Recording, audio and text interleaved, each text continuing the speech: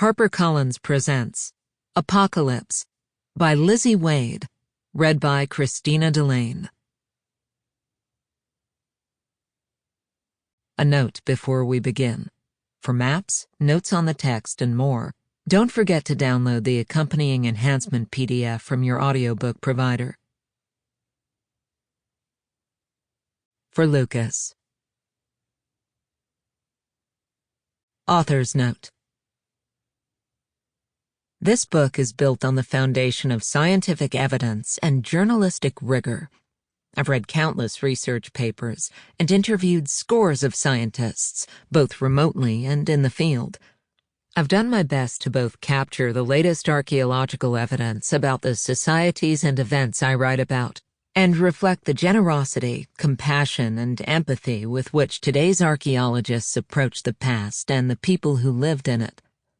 They've taught me to see our history as a place of surprises and possibilities, where any story I thought I knew could be reinvented if only I could manage to see it from a different perspective. And so this book is also an act of imagination. Throughout, you'll find narrative scenes set in the past. Some of them trace the full arc of a past apocalypse, and others attempt to see one moment in time through the eyes of a particular person. Some of those people are known historical figures, indicated by the fact that they have names. The others I've created through doing deep research into daily life in particular places and times, and imagining what it might have felt like to occupy them in the same way we experience our own lives, day by day, year by year, never knowing what will happen next. For a detailed list of sources and explanations of how I used them, as well as some exciting alternative viewpoints, please see the selected bibliography and further reading, which you can find in the enhancement. Introduction. The End. 7,000 years ago, the world ended. The sea ate the land, creeping up shorelines with the steadiness of a predator closing in on its prey. First it devoured beaches. Then it filled river mouths and estuaries where fresh water flowed to the ocean, sending poisonous torrents of salt water upstream.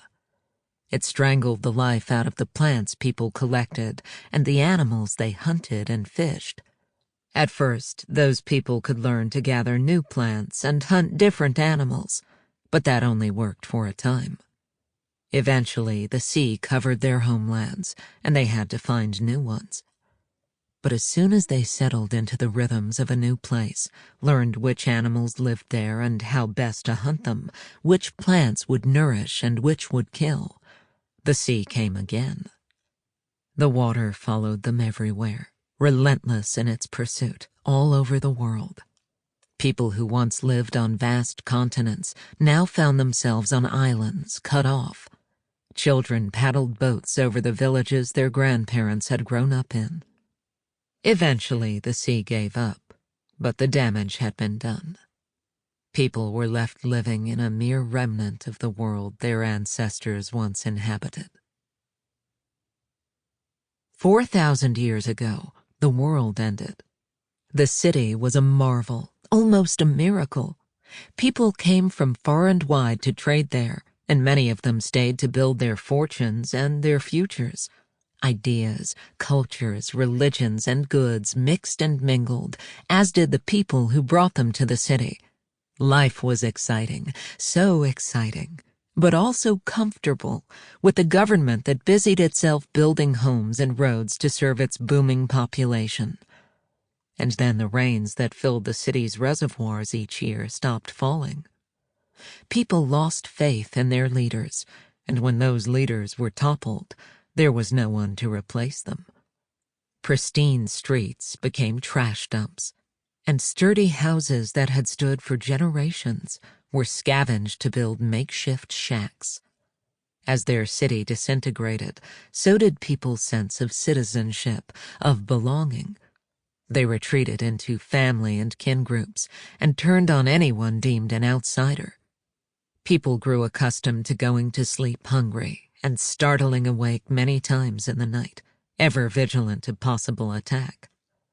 The lucky ones had somewhere else. Sample complete. Ready to continue?